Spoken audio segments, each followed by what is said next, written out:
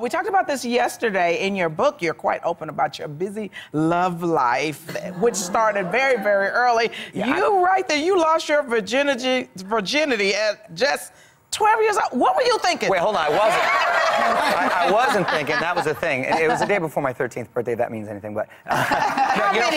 first of all, it shouldn't count because I didn't know what I was doing, all right?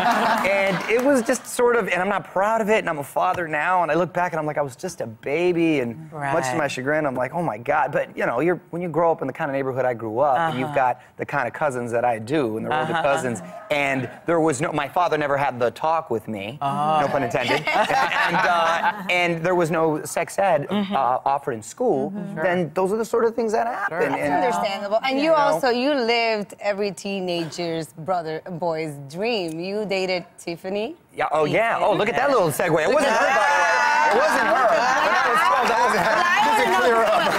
Wait a minute. I was a huge fan of Saved by the Bell, so I was really excited about that. And I just wanted to know, do you guys still talk? Oh yeah. No, we stay in contact, and we send each other pictures of our kids and stuff. And so she's great, and I'm happy that a lot of the people from the cast are able to kind of transition and do other things. And so it's fun to see.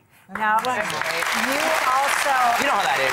Yeah, it's great. I always root for former child actors. Yeah. So I'm so proud of you. We're the best.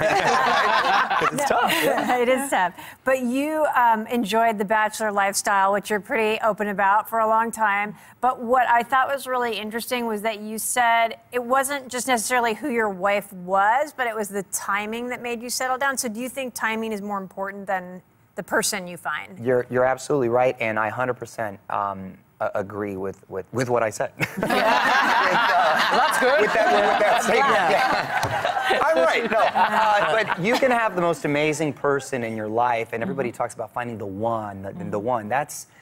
I find that incorrect. It's really about where you are, the individual at that time, at the same time where that other individual is. Because the one could come along, but if you ain't ready, then you're just going to mess up. Well, she wasn't the one. So I was blessed to able to meet my wife when I did at the time in my life, and her being at the point in her life, and thank God it worked out, because now I have the most amazing partner and most unbelievable kids. So I'm very blessed personally and professionally for that matter. So. Yeah, you have a beautiful family.